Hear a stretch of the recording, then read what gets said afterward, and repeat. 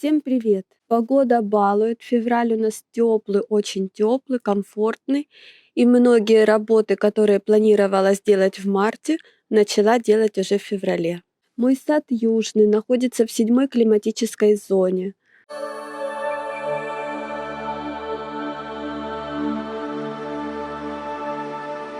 Конечно, эта зима внесла свои коррективы. Посмотрела по городу на развалившиеся, ужасно выглядящие скальники и решила, что нужно принимать кардинальные меры.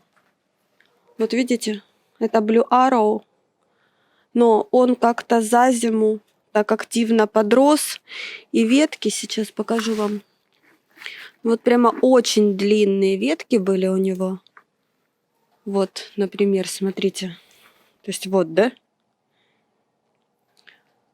Вот, то есть вот этот друг, без такой кардинальной обрезки, сейчас набивается в колонну, но когда будет снег, вот это все будет разваливаться, все будет некрасиво, нужно будет много связывать, да и вообще вид у них потом с возрастом становится настолько корявый. Поэтому я вчера, в общем, попался мне в руки секатор, посмотрела на погоду. Сегодня еще стоит -1, потом 2 недели вообще плюсовые температуры будут по ночам. И в марте там 1 неделя тоже -1, -2. Но это не критичные температуры. Поэтому вот в нашем климате, конечно, ну, можно, кто боится, подождать марта. Ну вот, и второй, видите? Второй у меня двуствольный оказался. Не знаю, не стала пока, конечно, второй ствол удалять, но это тоже не очень хорошо для скальника. Придется потом либо связывать, либо все-таки удалить один ствол и гнать. И тогда получится, что они будут нарастать, набиваться, и опять мы их будем застригать. И можно их, в принципе, в такие пирамидки, даже напоминающие кипарисы, застричь. Конечно, сейчас кажется страшно, радикально, но потом результат все-таки себя покажет. Начинает расцветать морозник. Морозник кавказский. Вот этот куст у меня уже 3 года растет. Скоро будут уже раскрыты его цветочки. Друзья, кто вот помнит, я осенью получала очень много посылок с оптхоза. И вот такой интересный падуб, сорт Инграми называется. Так вот, падубы уже при таких температурах, я думаю, можно высадить. То есть риска уже не должно быть обморожения, так как они выносят более низкие температуры. Поэтому вот он у меня уже стоит на повестке дня. Руки чешутся, уже, наверное, я его сегодня посажу. Вот так вот вышел из зимы древовидный пион. Вот большая цветочная почка. Ну, немножечко верхний слой, конечно, подмерз. Но я думаю, она плотная вся, живая. Я закрывала, сюда соломы набивала, снег лежал. Но вообще вот так, когда молодая посадка, можно сверху вообще положить какую-нибудь крышечку, чтобы сюда вода не попадала. И будет лучше он зимовать. Но в целом все прекрасно. Конечно, вот это потепление сразу, видите, как отображается. Вот и хризантема так быстро поднялась. Уже прямо хороший массив. И нарциссы, видите, какие высокие. Вот нарциссы. Нарциссы уже видны бутоны у них. Вот видите, вот они. Это у меня ярко-желтый нарцисс, и на одной ножке несколько цветков, многоцветковые. То и до сих пор еще не поднялись. Надо, видимо, ставить опоры. Это Европа Голд, которая у меня тут вживую изгородь. Открыла я свои вот эти утепления для лагерстремии. Ну, конечно, лагерстремия вообще поздно просыпается. Видите, вот это высокорослый будет сорт. Вот этот весь ствол она выгнала от корня за прошлый сезон. так как прошлая зима была очень холодная, и она вымерзла, и вот заново от корня отросла. Этот сорт у меня еще ни разу не цвел. Мне самой очень любопытно, какой будет цвет, так как его вообще мне просто подарили череночком таким укорененным. Ну вот она мощная, конечно. За 2 года вот такое растение. Я надеюсь, что в этом году вот этим вот укрытием, у меня даже был комментарий: Катя, а нужно ли в Краснодаре укрывать лагерстремии? Нет, я просто, попыталась, знаете, как вам сказать, закрыть ее от ветра, так как внутри все равно такая же будет температура. Просто мы же живем на берегу реки, у нас очень высокий, сильный ветер, прошу прощения. Ну, думаю, попробую, может быть, если сохраню ей стволы, может быть, она зацветет в этом году. Очень любопытно. А вот карликовая малышка, я ее еще не открыла. Вот она так и стоит у меня вот в этом. Надо тоже, наверное, уже открывать, чтобы она не запрела, потому что когда солнышко, очень тепло и нагревается внутри. Еще темным цветом подмотала. Наверное, сегодня тоже ее освобожу на волю. Ой, смотрите, увидела, подснежники вылезли, цветут уже и в этой зоне. Вот как позеленела, прямо набрала цвета сока. Хорошо зимует. Красота. Здесь у меня ирисы. Маленькие, малюсенькие, такие по 5 сантиметров, наверное, высота будет.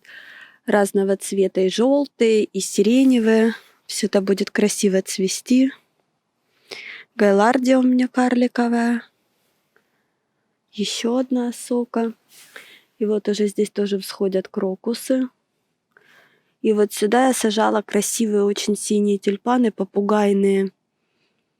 Прямо невероятные. Большие. Видите, какие взошли, будут цвести. Здесь тоже у меня ирисы, малыши. А вот уже вот так поднялись белые лилии, потому что здесь такое тихое место. Еще я коробом накрывала свою нандину и, видимо, прикрыла еще и лилию. И она так обрадовалась и быстренько поднялась. Ну и, конечно, цветет цикламен. Цикламен долго цветет, всю зиму. Ну, конечно, не всю, но февраль он весь процвел. Молочай Эскот Рейнбоу, конечно, сейчас полноценно набрал уже цвет после заморозков. Очень яркий. Может быть, даже будет цвести. А вот так вот из зимы выходит опунция. Вот она вся лежит, скрученная. Но уже потихонечку начинает подниматься. Сейчас потеплеет, и весь этот массив поднимется.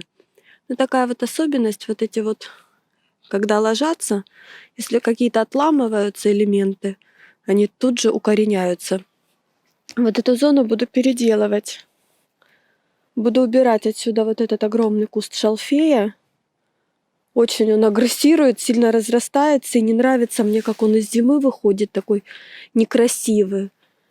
В общем, я сделала вывод, что это не для партерной зоны растения.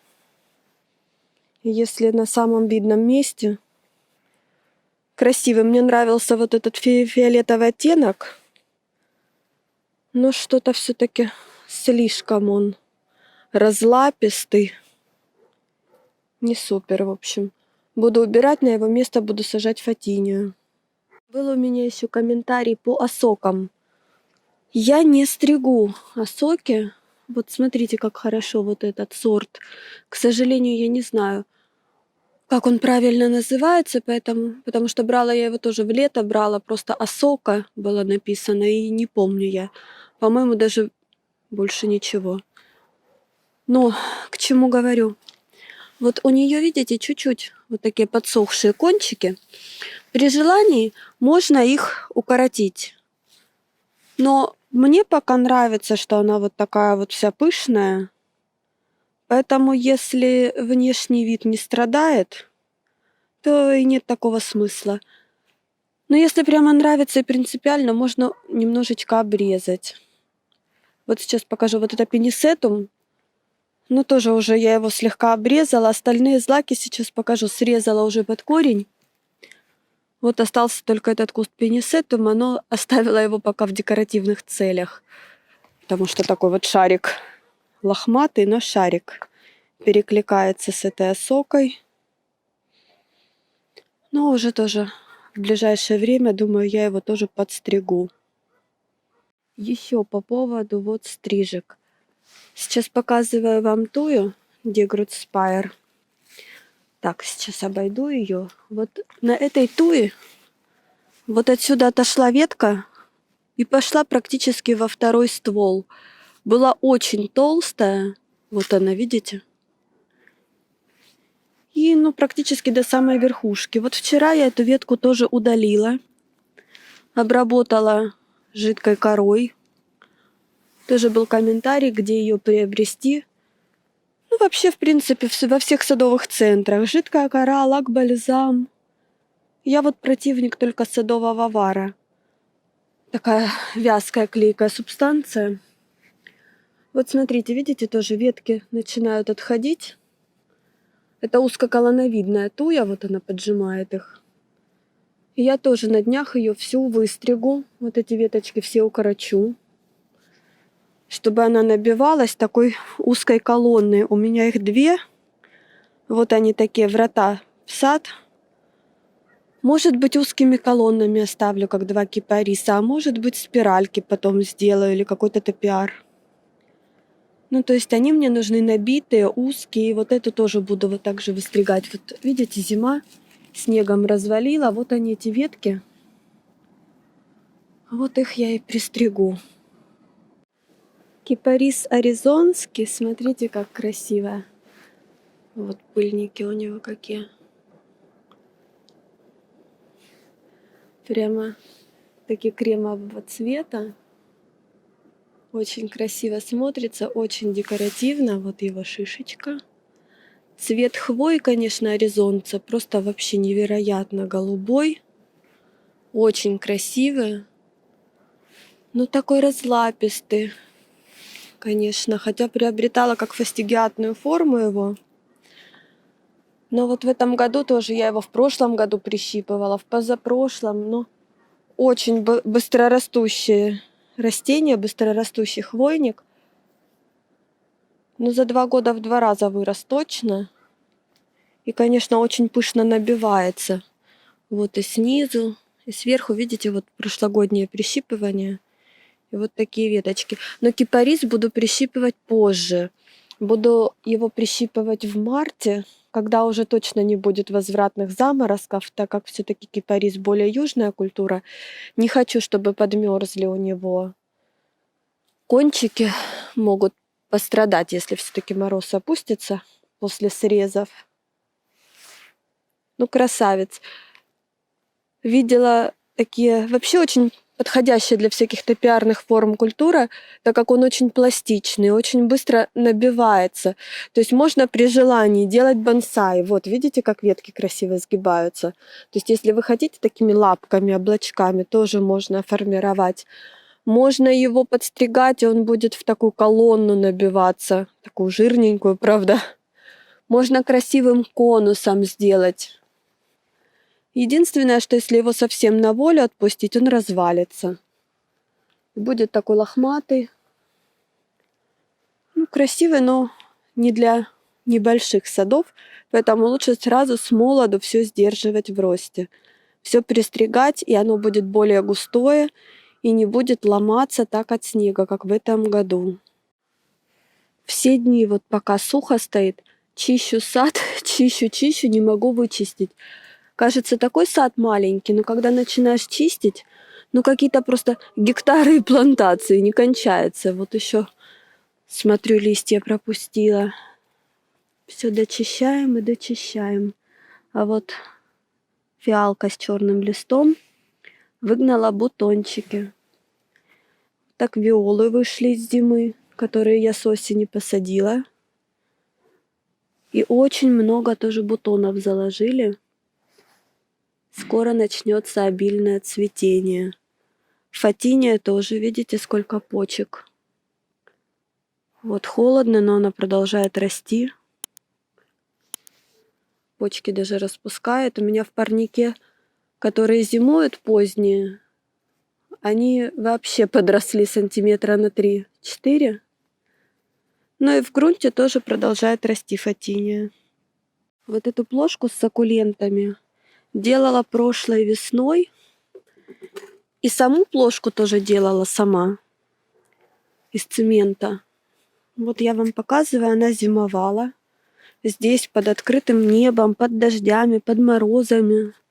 С растениями. Ну, все хорошо, не разморозилось. Хотя я никак не армировала. Если кому-то интересно, очень бюджетный способ. И горшок тоже чуть позже покажу вам горшки. Специально их оставила, думаю, протестирую после зимы. Великолепно пережили зиму. И вот плошка подрастает. Я уже очень много отсюда вытащила вот этих розочек каменных. Молодилок. Пересадила уже их в клумбы. Но смотрится, вот смотрите, как шикарно, да? Вчера подстригла гибискусы сирийские, древовидные. Срезала с них все семена, так как он очень схожий, дружок. Прямо любитель прорастать. И то я думаю, что все-таки семена он уже успел бросить.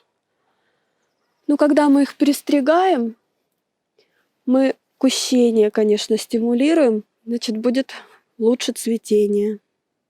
Ну и, конечно, я уже начала сезон пересадок.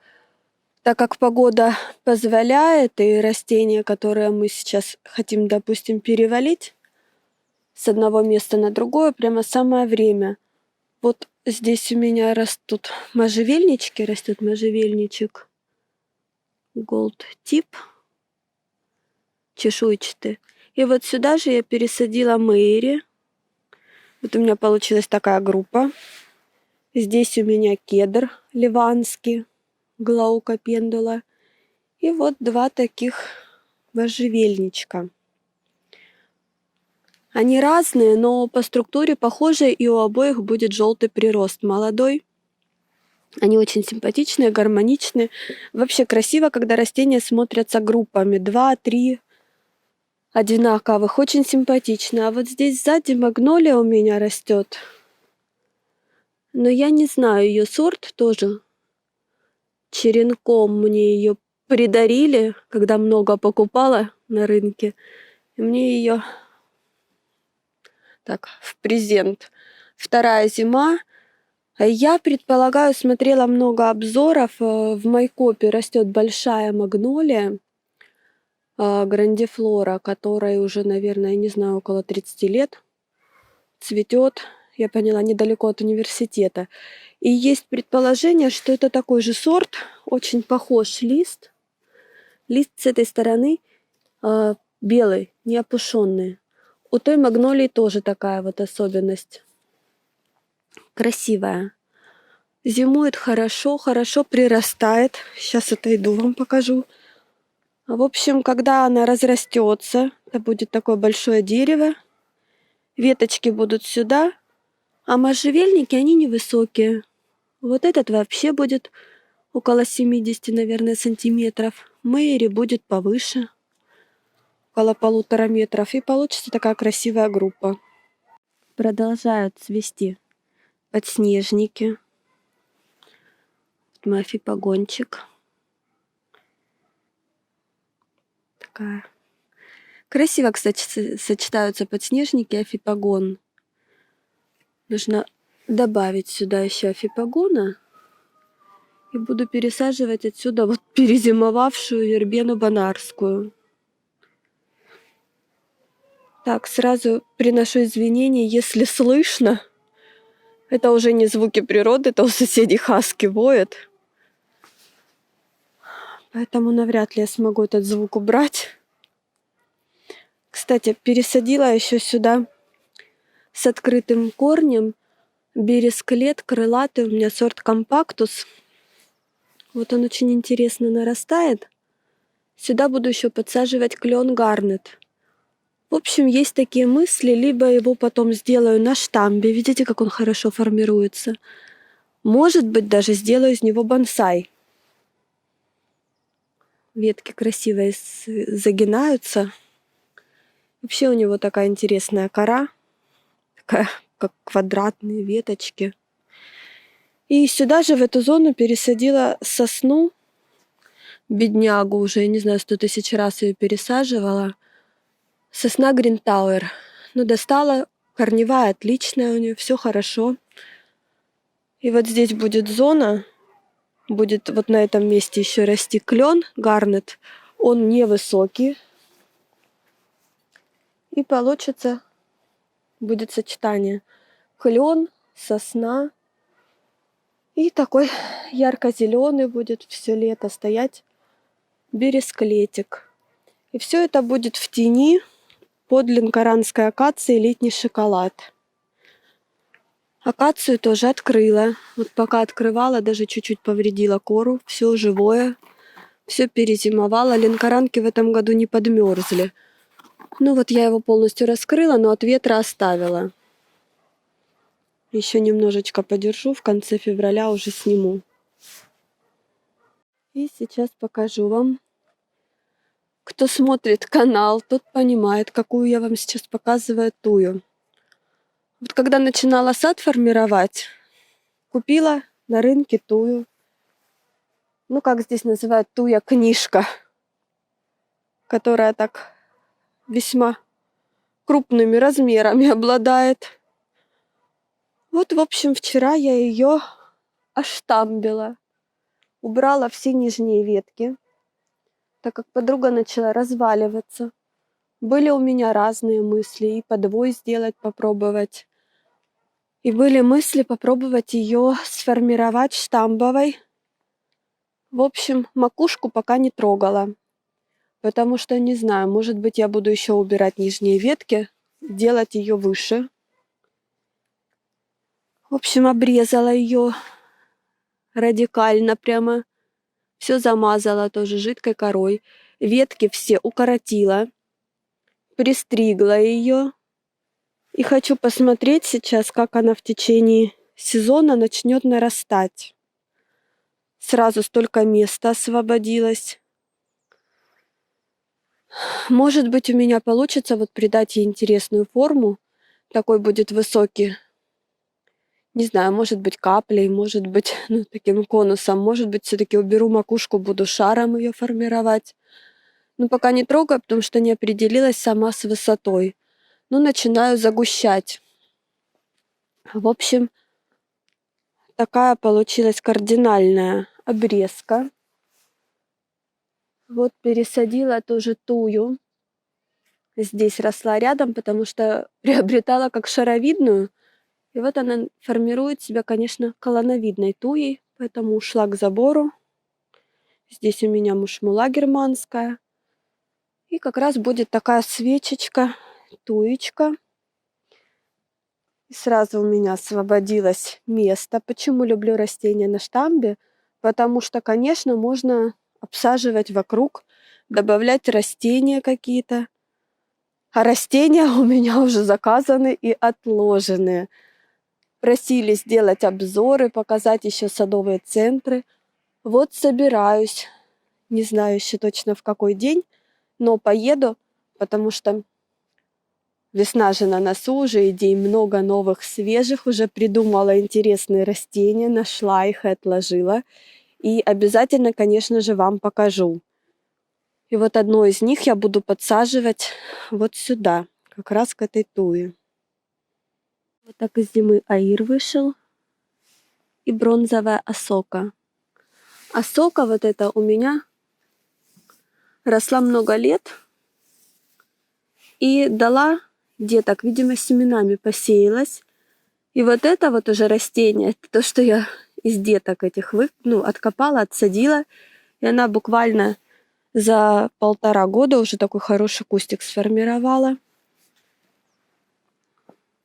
А вот здесь Гибискус белый болотный, срезанный, видите, зелененький, все хорошо с ним.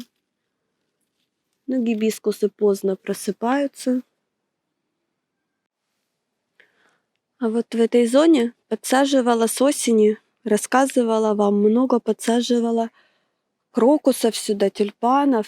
Вот смотрите, вот-вот уже расцветут мои крокусы. Крокусы у меня здесь 2 цветов. И сюда же подсаживала тюльпаны. Тюльпаны тоже красивые, осенью показывала. Ну, посмотрим, расцветут. Главное, чтобы пересорта не было. И в этой зоне у меня еще желтые нарциссы. Тоже скоро взойдут. Такой весенний кружочек. Ой. А вот еще выстригла свой можжевельник Мунглоу. Тоже кардинально выстригла. Большие ветки взяла, попробую почеренковать. Маленький оставила, чтобы он тоже загущался, так сказать, с детства, с юного возраста. Иначе потом очень тяжело, практически невозможно. Будут либо очень толстые спилы, когда с возрастом начнем загущать, допустим, можжевельник. Вот и так, видите? Вот сколько он там, 2 года растет, а уже вот такие ветки толстые. Поэтому пришлось срезать. В общем, нежелательно давать, чтобы он так разваливался, потому что вот смотрите, видите тоже, да? Вот прям, ну будет снег, будет разлом 100%. Там мы будем с детства загущать. Смотрите, каким цветом выходит из зимы Lime Glow. Еще не поменяла краску, но смотрится настолько красиво. Вот у меня здесь бордюрчик из них. Вот этот, кстати, больше всех от снега пострадал. Вот такие яркие пятнышки. Елочку свою я тоже формирую. Я ее прищипываю уже 3-ю весну. Она очень загущается. Не знаю, может быть, в этом году даже некоторые ветки снизу застригу, чтобы ее более таким узким конусом формировать. Так как у меня здесь все растения в такой группе, в общем, нельзя ей разваливаться. Буду ее пристригать. Может быть, из-за того, что я ее хорошо загущаю, при желании можно даже со временем сделать из нее тоже бонсайчик. Тоже будет красиво. А вот смотрю, видите, поломанные веточки. Вот такой снег был в этом году. Ужас, конечно. Вот верхушка лохматая. Тоже несколько лидирующих. Вот такая вот. Я ее называю всегда жарабасочка. Но я думаю, что это глаука. Мне говорили, что может быть кейбаб. Ну, скорее всего, это глаука. Ну, в общем, стрижем. Красивая елка, между прочим, если набивать ее хорошим густым конусом, тоже с детства, как я начала, то она хорошо набьется и будет вполне неплохо смотреться. При желании тоже можно будет убрать на какой-то высоте верхушку, застригать ее, и будет такая жирненькая пирамидка. Краснокоренник, видите, даже подрастает немножечко. А вот перезимовал. Как же ты называешься, господи?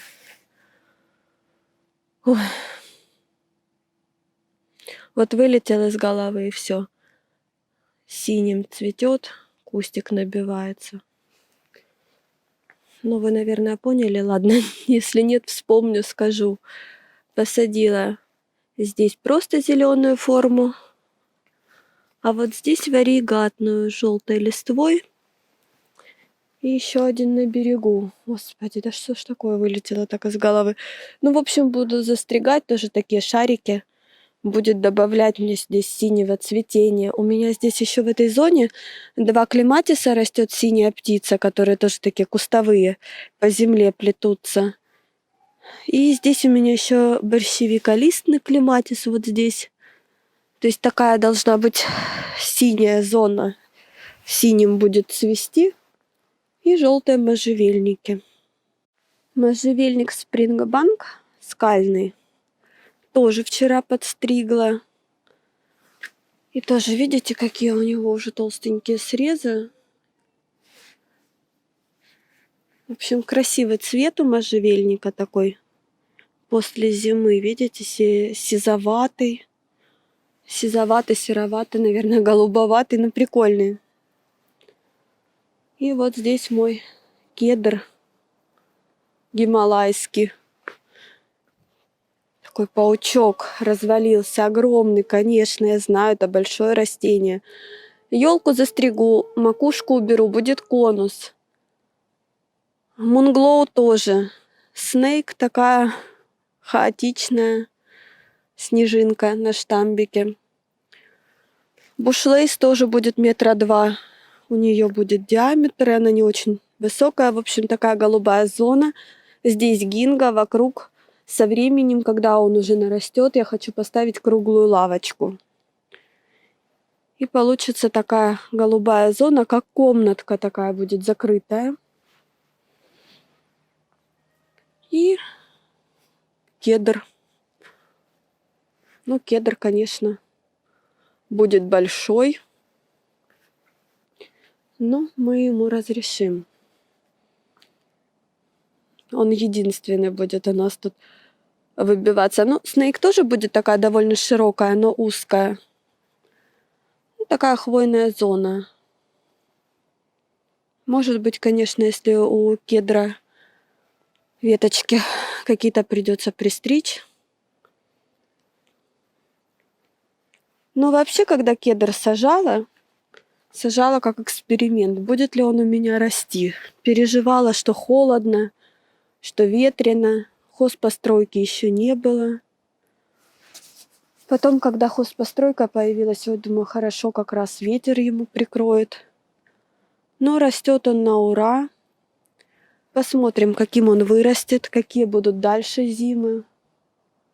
Но пока я довольна. Я предполагаю, что за этот сезон он добавит очень много и вырастет, наверное, до середины вот моей хозпостройки или даже, может быть, ну, не будем загадывать, будем наблюдать за ним. Вот здесь у меня растет желтая пироканта. Вот так вот не очень красиво она выходит из зимы. Сейчас подойду ближе, покажу вам. Ягоды стали такого грязного цвета, подсохли. Птицы в гости не прилетали, она еще маленькая, не увидели, видимо. Обычно бывает, как прилетают птицы, все это объедают. Но она была полностью завалена снегом. Может быть, ягода, конечно, от снега еще подпортилась. Нарастает очень быстро. Я говорила уже, что здесь будем ставить шпалеру. И вот эту пироканту формировать стенкой. Буду ее привязывать, подстригать. В общем, должна такая быть у меня красивая стена. И вот она абсолютно лист не сбросила. И как вечно зеленое растение, потому что здесь от ветра закрыто. Великолепно себя чувствует, нарастает. Тоже очень пластичная культура. Можно из нее, в принципе, формировать и заборы, и шары, если застригать ее. И на шпалерах тоже очень красиво смотрится. А это корнус коуза. Вот он был, видите, тоже закрыт от ветра. Но почка живая, все хорошо, пока я его не развязала. Но знаете, как бывает же у нас катаклизмы. Обещают нам одну погоду, а потом бах, и что-нибудь другое. Ну, в общем, подготовилась. Если вдруг что, опять замотаю. А рубру еще не открывала. Это корнус Флорида рубра. Ну, тоже вот вижу, почки все живые. Но он так с такой хорошей щелью. Поэтому пока стоит. И вот в планах сегодня открыть инжир. Один куст тоже закрывала, а остальные не закрывала. Друзья, чищу, и конца края нету. Очисткам здесь ивы на берегу. Листья разносят. Здесь эту зону еще не чистила. В общем, ну что хочу сказать. Работы много. Но в этом году все-таки зима была мягкая, и вот даже по инжиру смотрю, который я не укрывала, все ветки живые, поэтому придется даже частично убирать. Хочу оставить в несколько стволов, иначе они очень такие разлапистые. В этой же зоне у меня, смотрите, жимолость растет. И вчера чистила, смотрю, а вот эти веточки, они все приросшие. То есть она надавала деток много. Вот такая вот подруга. Вот ну, видимо, снегом приваливала или вообще вот эти веточки укоренились все нижние.